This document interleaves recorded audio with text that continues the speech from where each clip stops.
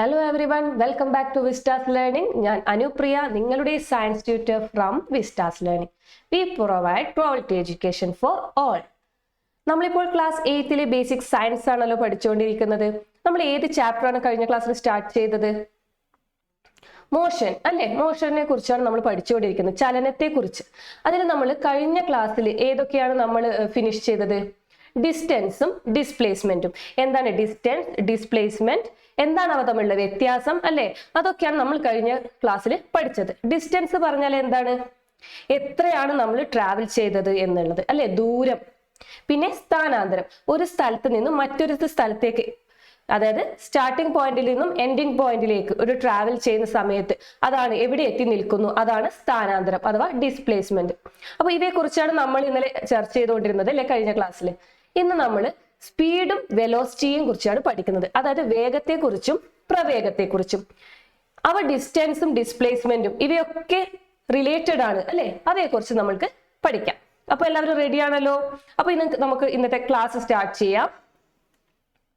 Speed അഥവാ വേഗം എന്നാൽ എന്താണ്? യൂണിറ്റ് ടൈമിൽ, യൂണിറ്റ് സമയത്ത് സഞ്ചരിക്കുന്നതിനെയാണ് പറയുന്നത് സ്പീഡ് എന്ന് പറയുന്നത്. എത്ര ദൂരം സഞ്ചരിച്ചു, യൂണിറ്റ് സമയത്തിൽ എത്ര ദൂരെയാണോ സഞ്ചരിച്ചത്, എത്രയാണ് സഞ്ചരിച്ച പാതയാണ് എന്ത് സ്പീഡ് എന്ന് പറയുന്നത്. Speed is the distance travelled in unit time. Unit ടൈമിൽ ട്രാവൽ ചെയ്ത ആ ഡിസ്റ്റൻസ്, ആ ദൂരത്തെയാണ് എന്ത് പറയുന്നത്? സ്പീഡ് അഥവാ വേഗം എന്ന് പറയുന്നത്. എന്താണ് അതിന്റെ ഇക്വേഷൻ? സ്പീഡ് എങ്ങനെ കണ്ടെത്താം? Distance divided by time. അതായത് സഞ്ചരിച്ച ദൂരം അതിനെ ഡിവൈഡഡ് ബൈ സമയം. സഞ്ചരിച്ച ദൂരം അത്രയും സഞ്ചരിക്കാൻ എടുത്തിരിക്കുന്ന സമയം. അപ്പൊ സഞ്ചരിച്ച ദൂരത്തിനെ, അത് കിലോമീറ്ററോ മീറ്ററോ കണക്കിനായിരിക്കുമല്ലോ കിട്ടിയിട്ടുണ്ടാവുക, അതിനെ ഡിവൈഡ് ചെയ്യണം അല്ലെ, അതിനെ ഹരിക്കണം. ഏത് ടൈം, എത്ര ടൈമിലാണ് എത്ര സമയമാണ് എടുത്തത് അത് വെച്ചിട്ട് ഹരിക്കണം. അപ്പോഴാണ് നമ്മൾക്ക് സ്പീഡ് ലഭിക്കുക. അപ്പൊ അതിന്റെ യൂണിറ്റ് ഏതാണ്?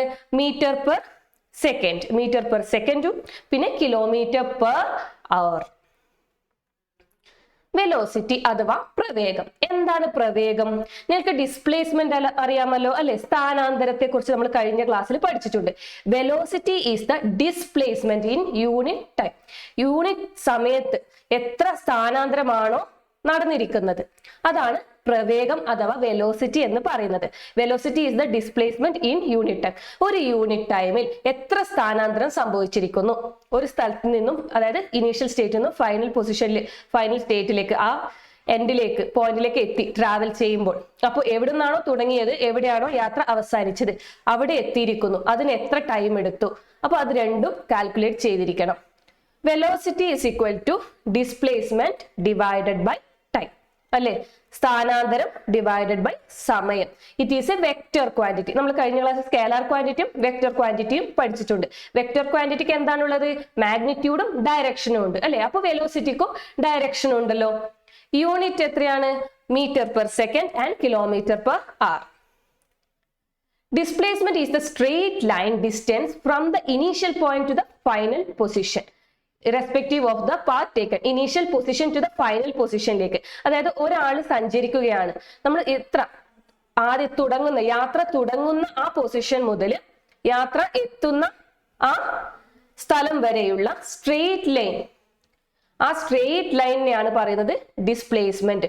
ഏത് പാതയിലൂടെ ഒരു വ്യക്തി ഏത് പാതയിലൂടെ സഞ്ചരിച്ചാലും ആ യാത്ര തുടങ്ങിയ സ്ഥലത്ത് നിന്നും യാത്ര അവസാനിച്ച സ്ഥലം വരെയുള്ള നേർരേഖാ ദൂരമാണ് ഡിസ്പ്ലേസ്മെന്റ്. നേർരേഖാ ദൂരം. ഓക്കെ, ഏത് പാത്തിൽ വേണമെങ്കിലും സഞ്ചരിച്ചോട്ടെ, ഏത് പാതയിലൂടെ വേണമെങ്കിലും സഞ്ചരിച്ചോട്ടെ, അതവിടെ കണക്കാക്കുന്നില്ല.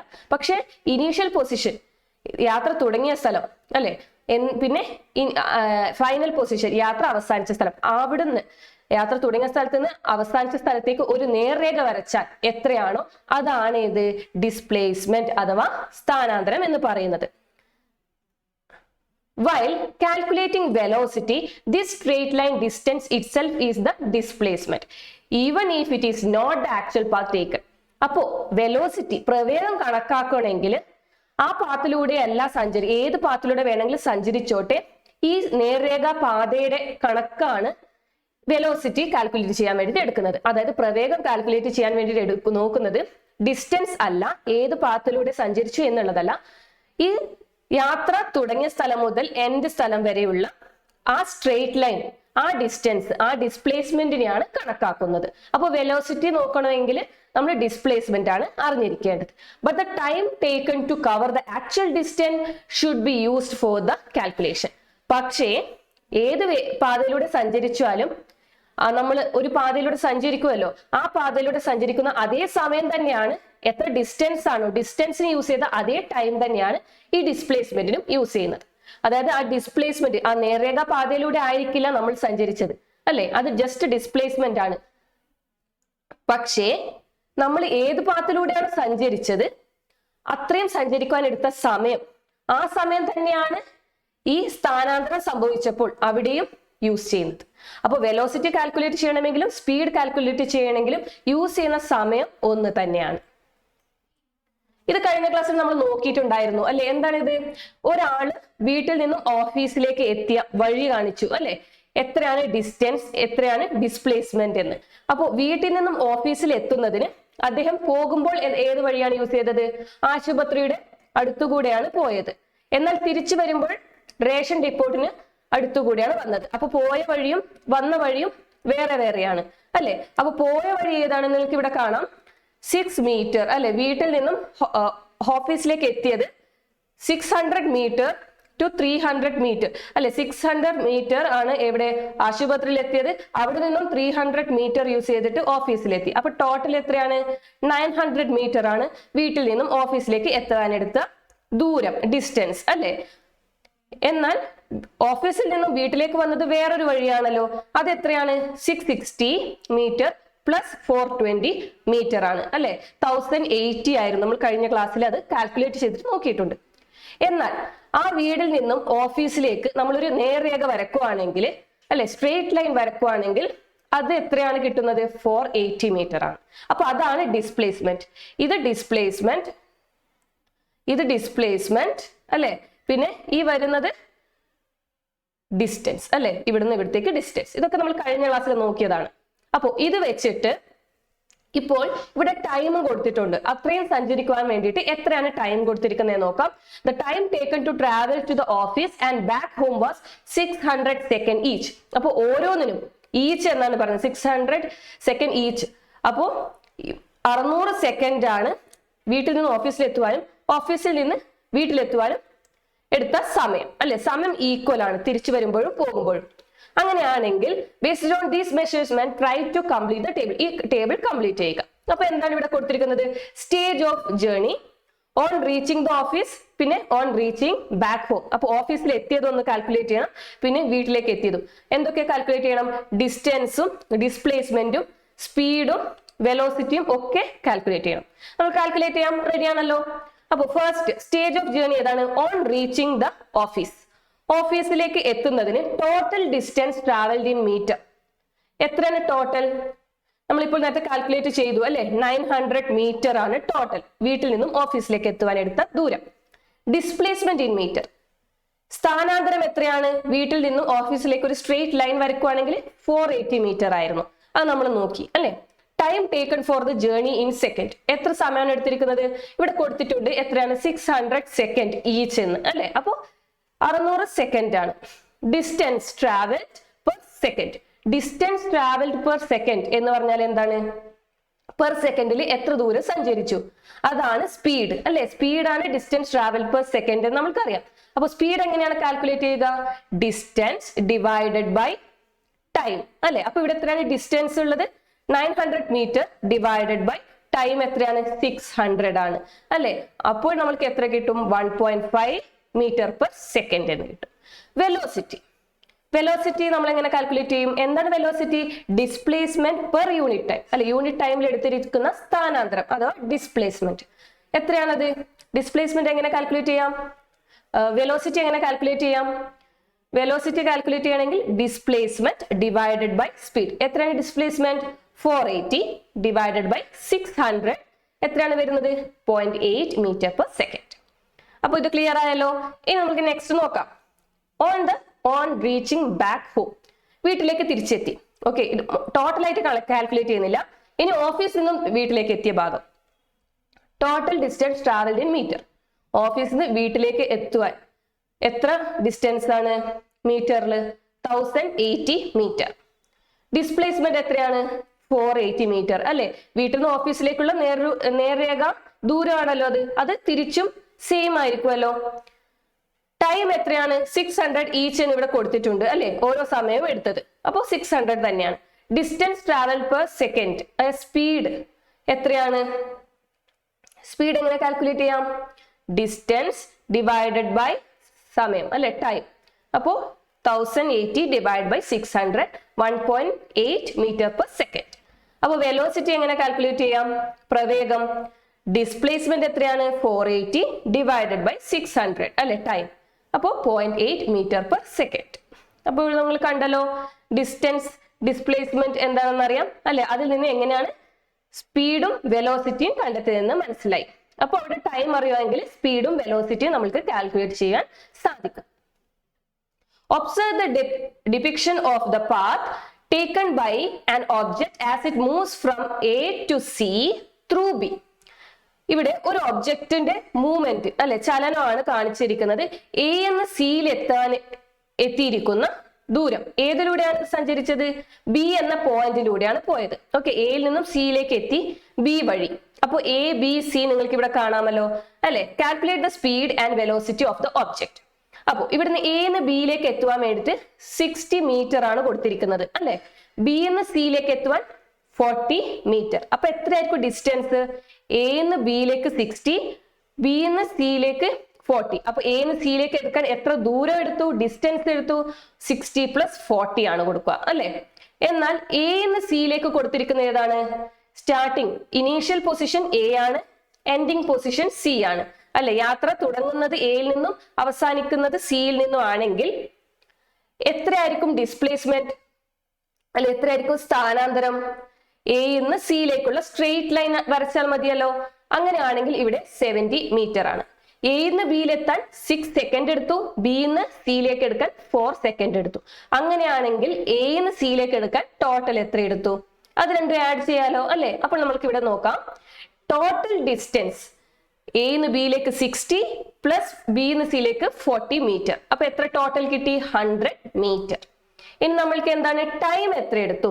എന്ന് ബിയിലേക്ക് എത്തുവാൻ വേണ്ടിയിട്ട് 6 സെക്കൻഡ് എടുത്തു, ബിയിൽ നിന്ന് സിയിലേക്ക് എത്തുവാൻ വേണ്ടിയിട്ട് 4 സെക്കൻഡ് എടുത്തു. അപ്പോൾ 6 + 4 എത്രയാണ്? 10 സെക്കൻഡ്. ഇനി നമ്മൾക്ക് എന്താണ് നോക്കേണ്ടത്? സ്പീഡും വെലോസിറ്റിയും ആണ് കാണാൻ പറഞ്ഞത്. സ്പീഡ് എങ്ങനെ കാൽക്കുലേറ്റ് ചെയ്യാം? ഡിസ്റ്റൻസ് ഡിവൈഡഡ് ബൈ ടൈം അല്ലെ? അപ്പൊ ഇവിടെ ഡിസ്റ്റൻസ് കൊടുത്തല്ലോ 100 അല്ലെ? 100 ഡിവൈഡഡ് ബൈ ടൈം എത്രയാണ്? 10 സെക്കൻഡ്. അപ്പോൾ നമുക്ക് എത്ര കിട്ടും? 10 മീറ്റർ പെർ സെക്കൻഡ്. ഇനി വെലോസിറ്റി അഥവാ പ്രവേഗം. പ്രവേഗം എങ്ങനെ കണ്ടെത്താം? ഡിസ്പ്ലേസ്മെന്റ് സ്ഥാനാന്തരം ഡിവൈഡഡ് ബൈ ടൈം. എത്രയാണ് ഡിസ്പ്ലേസ്മെന്റ്? 70 അല്ലെ? അതെ, സ്ട്രെയിറ്റ് ലൈൻ എന്ന് സിയിലേക്കുള്ള സ്ട്രെയിറ്റ് ലൈൻ. അപ്പോൾ 70 ഡിവൈഡഡ് ബൈ 10 എത്രയാണ്? 7 മീറ്റർ പെർ സെക്കൻഡ്. അപ്പൊ ഇത് ക്ലിയർ ആയല്ലോ സ്പീഡും വെലോസിറ്റിയും കണ്ടെത്തുന്നത്. സ്പീഡും വെലോസിറ്റിയും ഡിഫറൻസ്, അവ തമ്മിലുള്ള ഡിഫറൻസ് നോക്കാം. സ്പീഡ് എന്ന് പറയുന്നത് സ്കേലാർ ക്വാണ്ടിറ്റി ആണ്, വെലോസിറ്റി എന്ന് പറയുന്നത് വെക്റ്റർ ക്വാണ്ടിറ്റി ആണ്. സ്കേലാർ ക്വാണ്ടിറ്റി ആയ speed distance travelled in unit time ആണ്. Speed is equal to distance divided by time. Displacement in unit time ആണ് velocity. Velocity is equal to displacement divided by time. അപ്പോൾ മനസ്സിലായല്ലോ സ്പീഡും വെലോസിറ്റിയും കുറിച്ച്. ഇനി നമുക്ക് നോട്ടിക്കൽ മൈലിനെ കുറിച്ച് അറിയാം. നോട്ടിക്കൽ മൈൽ എന്ന് പറഞ്ഞാൽ അറിയാമോ? Nautical mile is a unit for measuring the distance in the field of aviation and sea transport. നാവികസേനയിലും വ്യോമസേനയിലും ഒക്കെ ഉപയോഗിക്കുന്ന ഒരു യൂണിറ്റ് ആണ്, ദൂരം അളക്കുവാൻ ഉപയോഗിക്കുന്ന ഒരു യൂണിറ്റ് ആണ് നോട്ടിക്കൽ മൈൽ എന്ന് പറയുന്നത്. 1 nautical mile is 1.852 kilometer ആണ്. The unit for measuring the speed of aeroplanes and ship is known as knot. Knot എന്ന മെഷർമെന്റ് ആണ് ഏത്? അതിന്റെ യൂണിറ്റ് ഏത്? എയ്റോപ്ലെയിൻസിനെയും ഷിപ്പിനെയും മെഷർ ചെയ്യുന്ന യൂണിറ്റ്. 1 knot എന്ന് പറയുന്നത് 1 knot is the speed taken to travel 1 nautical mile in 1 hour. 1 മണിക്കൂറിൽ 1 nautical mile കവർ ചെയ്യാൻ എടുത്തിരിക്കുന്ന സ്പീഡാണ് 1 knot എന്ന് പറയുന്നത്. ഇത് നിങ്ങൾക്ക് എക്സ്ട്രാ അറിയാനുള്ള ഒരു കാര്യമാണ്. അപ്പൊ നോട്ടിക്കൽ മൈൽ എന്ന് പറഞ്ഞാൽ അറിയാലോ അല്ലെ? ഏവിയേഷനിലും പിന്നെ സീ ട്രാൻസ്പോർട്ടേഷനിലും അവർക്ക് വേണ്ടിയിട്ട് എന്താണ് എത്ര ദൂരം സഞ്ചരിച്ചു എന്നറിയാൻ വേണ്ടിയിട്ട് യൂസ് ചെയ്യുന്ന മെഷർമെന്റ് ആണ്. നമ്മൾ ഇവിടെ കിലോമീറ്റർ ഒക്കെ യൂസ് ചെയ്യലോ, മീറ്റർ, കിലോമീറ്റർ. അപ്പോൾ ഈ സീലും പിന്നെ എയറിലും ഒക്കെ ആണെങ്കിൽ നമ്മൾക്കത് കുറച്ച് ബുദ്ധിമുട്ടായിരിക്കും. അവിടെ യൂസ് ചെയ്യുന്നതാണ് നോട്ടിക്കൽ മൈൽ എന്ന് പറയുന്നത്. Uniform speed and non uniform സ്പീഡിനെ കുറിച്ച് നോക്കാം. സമദൂരവും അസമദൂരവും. എന്താണ് ഈ സമദൂരവും അസമദൂരവും? സ്പീഡ് എന്ന് പറഞ്ഞാൽ അതിൽ യൂണിഫോമും നോൺ യൂണിഫോമും ആയിട്ടുണ്ടോ? അല്ലെ, സമവും അസമവുമായിട്ടും ഉണ്ടോ? നമ്മൾക്ക് നോക്കാം. Uniform speed and non uniform സ്പീഡിൽ അതിനെക്കുറിച്ച് മനസ്സിലാക്കുവാനായിട്ട് ഇവിടെ ചില ആക്ടിവിറ്റീസ് കുറച്ച് കൊടുത്തിട്ടുണ്ട്. അപ്പോൾ നമുക്ക് നോക്കാം. Observe the figure showing the distance travelled by a car during different time intervals. ഓരോ ഇടവേളയിൽ, ഓരോ സമയത്തിന്റെ ഇടവേളകളിലും ഒരു കാർ ട്രാവൽ ചെയ്തിരിക്കുന്ന ദൂരമാണ് ഇവിടെ കൊടുത്തിരിക്കുന്നത്. അപ്പൊ അവിടെ സമയം രേഖപ്പെടുത്തിയിരിക്കുന്നുണ്ട്, ഓരോ ഇടവേളകളിലും എത്ര സമയമാണ് യൂസ് ചെയ്തിരിക്കുന്നതെന്ന്. അപ്പോൾ എന്ന് എഫിലേക്കാണ് എത്തിയിരിക്കുന്നത് അല്ലെ. ടോട്ടൽ 10 സെക്കൻഡ് ആണ് യൂസ് ചെയ്തിട്ടുള്ളത്. എന്ന് ബി വരെ എത്തുവാൻ വേണ്ടിയിട്ട് 2 സെക്കൻഡ് എടുത്തു.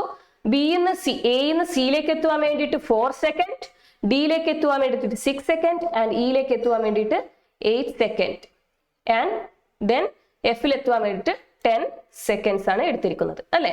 അപ്പൊ ഡിസ്റ്റൻസ് ട്രാവൽഡ് എന്ന് ബിയിലേക്ക് എത്തുവാൻ വേണ്ടിയിട്ട് എത്ര ഡിസ്റ്റൻസ് ആണ് എടുത്തിരിക്കുന്നത്?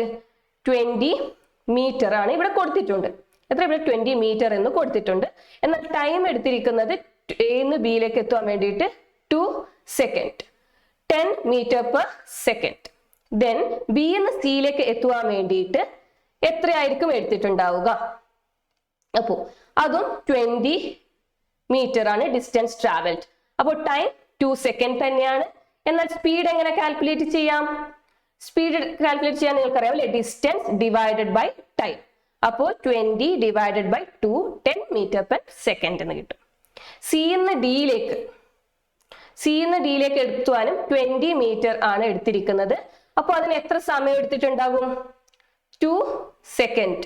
അപ്പൊ ഇവിടെ എന്താണ് നിങ്ങൾ ശ്രദ്ധിക്കേണ്ടത്? ഇവിടെ കാറിന്റെ ആക്സിലറേഷൻ ഒന്നും കൂട്ടുന്നില്ല, ഒരേ സ്പീഡിൽ തന്നെയാണ് പോകുന്നത്. ഓരോ ഇടവേളകളിലും കൃത്യമായ സ്പീഡിൽ പോകുന്നു അല്ലെ. കൃത്യമായ സ്പീഡിൽ കൃത്യമായ ദൂരത്തിലാണ് ഈ കാർ സഞ്ചരിക്കുന്നത്. അതുകൊണ്ട് തന്നെ സ്പീഡ് നോക്കുക, എത്രയാണ് നിങ്ങൾക്ക് അളക്കുമ്പോൾ സെയിം ആണ് കിട്ടുന്നത് അല്ലെ. ഡിന്ന് ഇയിലെത്തുമ്പോഴും 20 മീറ്റർ, ദെൻ ടൈം 2 സെക്കൻഡ്. അങ്ങനെയാണെങ്കിൽ സ്പീഡ് 10 മീറ്റർ പെർ സെക്കൻഡ് ആണ്. ഇന്ന് എഫിലേക്ക് എത്തുവാനായിട്ട് അവിടെയും 20 മീറ്റർ എടുക്കുവാണ്. 2 സെക്കൻഡിലാണെങ്കിൽ 10 മീറ്റർ പെർ സെക്കൻഡിലാണ് വാഹനം ഓടിക്കുന്നത്. അപ്പോൾ നിങ്ങൾക്ക് ഇവിടെ നോക്കാം, ഇവിടെ എവിടെയും സ്പീഡ് ഇൻക്രീസ് ചെയ്യുന്നില്ല അല്ലെ. ഓരോ ഇടവേളകളിലും കൃത്യമായ ദൂരത്തോട് കൂടിയിട്ട് അല്ല, സമമായ ദൂരത്തോട് കൂടിയിട്ടാണ് ഈ കാറ് യാത്ര ചെയ്യുന്നത്, ഈ കാറ് പോകുന്നത്. The distance traveled by the car in equal interval is the same. അപ്പൊ എത്ര ദൂരം സഞ്ചരിക്കുന്നു? ആ കാറ് സഞ്ചരിക്കുന്ന ദൂരം ഓരോ ഇന്റർവെല്ലും കൃത്യമായ ഇടവേളകളിൽ അല്ലെ, തുല്യമായ ഇടവേളകളിൽ തുല്യമായ ഡിസ്റ്റൻസിലാണ് ഈ കാർ സഞ്ചരിക്കുന്നത്. അപ്പോൾ ഈ കാറിനെ നമുക്ക് എന്ത് പറയാം? എന്ത് തരത്തിലുള്ള ചലനമാണ്? യൂണിഫോം മോഷൻ അല്ലെ. സമമായിട്ടാണ് പോകുന്നത്, എവിടെയും കുറയുന്നില്ല. അപ്പോ യൂണിഫോം മോഷനിലാണ് ചലിക്കുന്നത്. We say the car has uniform speed. അതുകൊണ്ട് തന്നെ ഈ കാറിന് എന്താണ്? സമവേഗതയാണ്, യൂണിഫോം സ്പീഡാണ്. മനസ്സിലായല്ലോ? ഇനി മറ്റൊരു നോക്കാം. The distance travelled by a car and the time taken for it is recorded. നമ്മൾ നേരത്തെ നോക്കിയല്ലോ അല്ലെ. ഓരോ ഇടവേളകളിലും കൃത്യമായ സമയം പാലിച്ചുകൊണ്ടാണ് പോകുന്നത്. അതുകൊണ്ട് അതിന്റെ സ്പീഡും നമ്മൾ നോക്കി അല്ലെ. അതൊക്കെ യൂണിഫോം സ്പീഡിലാണ് പോകുന്നത് നമ്മൾ കണ്ടെത്തി. ഇവിടെ കൊടുത്തിരിക്കുന്നത് എന്ന് ബിയിലേക്ക് എത്താൻ 5 മീറ്റർ ആണ് ഡിസ്റ്റൻസ്, ദൂരം എടുത്തിരിക്കുന്നത്. ടൈം എടുത്തിരിക്കുന്നത് 2 സെക്കൻഡ് ആണ്. അപ്പോൾ സമയം എന്തായിരിക്കും? ഡിസ്റ്റൻസ് ഡിവൈഡ് ബൈ 2 നമ്മൾക്ക് കിട്ടുന്നത് 2.5 ആണ് സ്പീഡ് അല്ലെ. 2.5 മീറ്റർ പെർ സെക്കൻഡ് ആണ്. എന്നാൽ ബി എന്ന സിയിലേക്ക് 2 സെക്കൻഡ് ആണ് ടൈം, പക്ഷേ 15 മീറ്റർ ആണ് സഞ്ചരിച്ചത്. ബി എന്ന് സിയിലേക്ക് 15 മീറ്റർ. അപ്പോൾ എത്രയാണ്? കൂടുതൽ സഞ്ചരിച്ചു അല്ലെ. 2 സെക്കൻഡിൽ കൂടുതൽ സഞ്ചരിച്ചല്ലോ എന്ന് ബിയിലേക്ക് അപേക്ഷിച്ച്. അപ്പൊ അവിടെ സ്പീഡ് എത്രയാണ്? 7.5 മീറ്റർ പെർ സെക്കൻഡ് ആണ്. സിന്ന് ഡിയിലേക്ക് 6 മീറ്ററിലാണ് സഞ്ചരിച്ചത് അല്ലെ. 6 മീറ്റർ ആണ് എത്തിയത് ഡിസ്റ്റൻസ് ട്രാവൽ, പക്ഷെ അവിടെയും 2 സെക്കൻഡ് ആണ് എടുത്തിരിക്കുന്നത്. അപ്പോൾ അവിടെ 3 മീറ്റർ പെർ സെക്കൻഡ് ആണ്. ഡിന്ന് ഇയിലേക്ക് എത്താൻ 2 സെക്കൻഡിൽ 18 മീറ്റർ ട്രാവൽ ചെയ്തു. അങ്ങനെയാണെങ്കിൽ 9 മീറ്റർ പെർ സെക്കൻഡ് ആണ്. ഇന്ന് എഫിലേക്ക് 2 സെക്കൻഡിൽ 6 മീറ്റർ ആണ്, 6 മീറ്റർ മാത്രമേ ട്രാവൽ ചെയ്തുള്ളൂ. അപ്പൊ എന്താണ് അവിടെ വേഗത കുറഞ്ഞു, 3 മീറ്റർ പെർ സെക്കൻഡ്.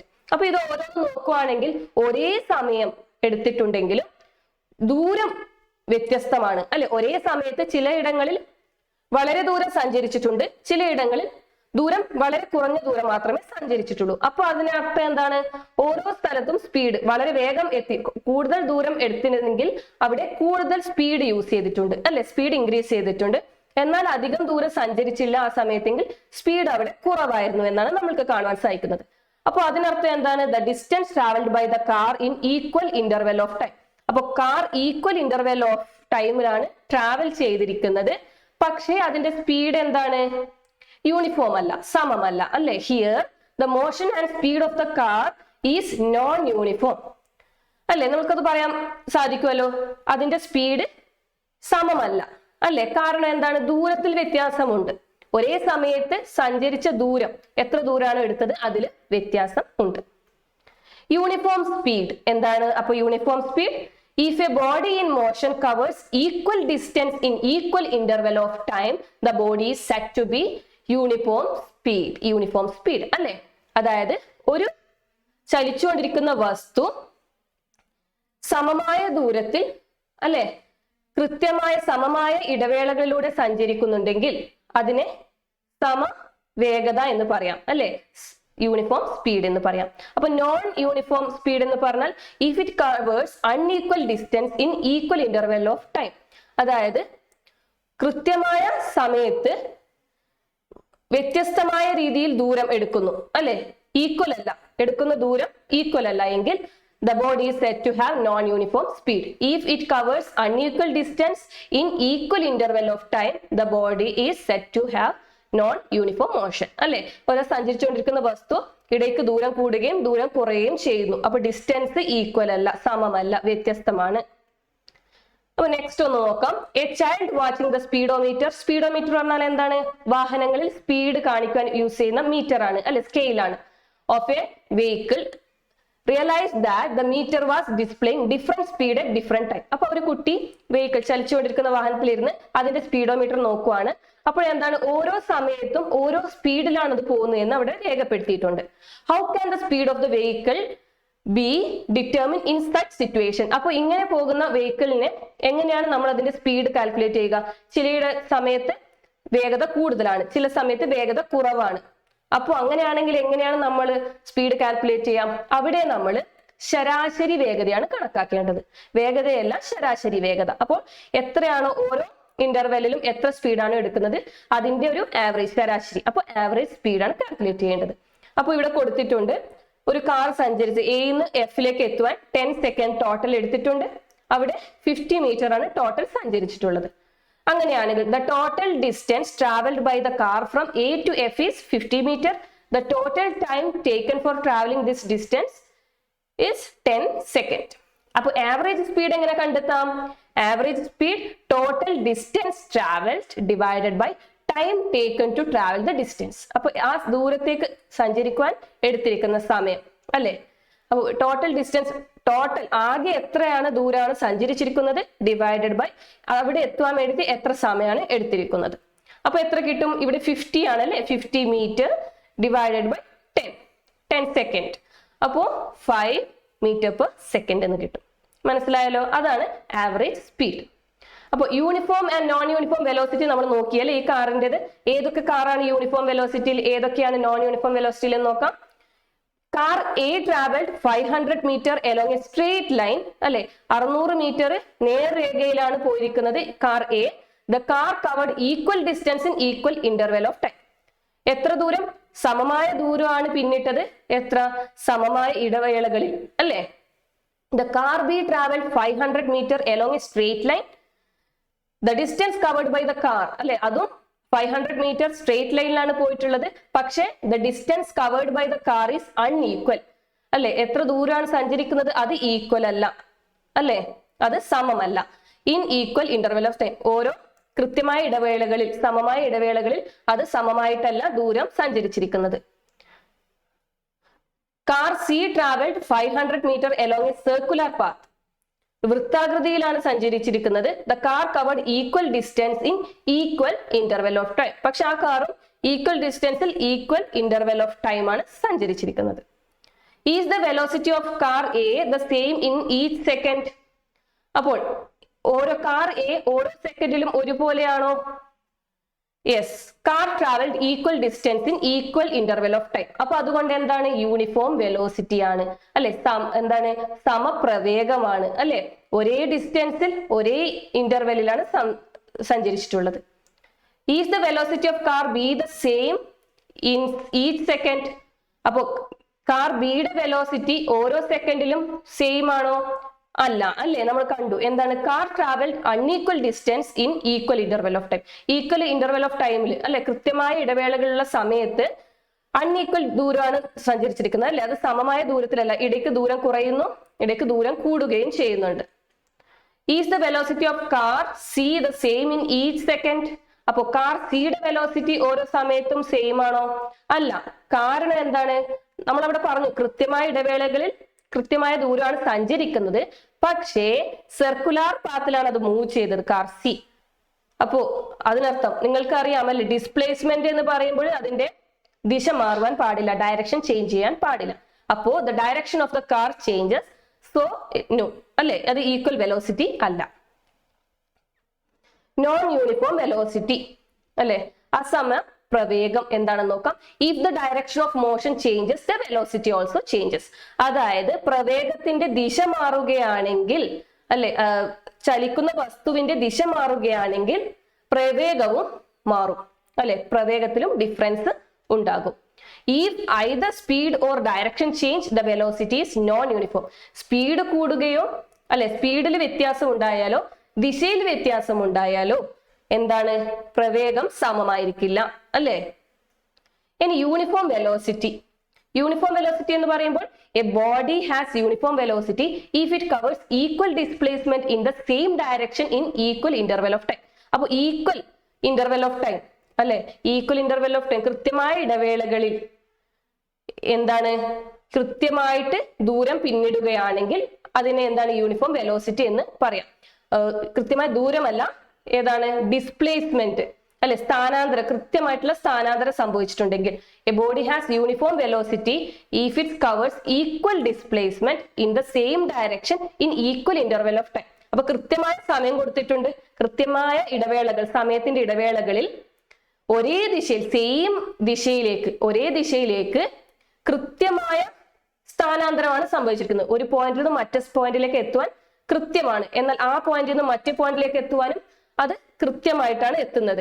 അത് ഒരേ ഇടവേളകളിൽ അതും ഈക്വൽ ആണ്, ടൈമിന്റെ ഇടവേളകളും ഈക്വൽ ആണ് എങ്കിൽ അത് യൂണിഫോം വെലോസിറ്റി ആണ്. അപ്പൊ വെലോസിറ്റിയിൽ നമ്മൾ ഡിസ്പ്ലേസ്മെന്റ് ആണ് നോക്കുന്നത് അല്ലെ, സ്പീഡിൽ നമ്മൾ എന്താണ് നോക്കുന്നത്? ദൂരമാണ് നോക്കുന്നത്. അപ്പൊ ഡിസ്പ്ലേസ്മെന്റിൽ എന്തൊക്കെ വേണം? ഡയറക്ഷൻ ഇമ്പോർട്ടന്റ് ആണ് അല്ലെ, ഡയറക്ഷനും മാറാൻ പാടില്ല. വെലോസിറ്റിയിൽ അതുപോലെ തന്നെ ഡയറക്ഷനിൽ ചേഞ്ച് ഉണ്ടാവാൻ പാടില്ല. അപ്പൊ കാർ എയും ബിയും സിയും തമ്മിൽ വ്യത്യാസം നോക്കാം.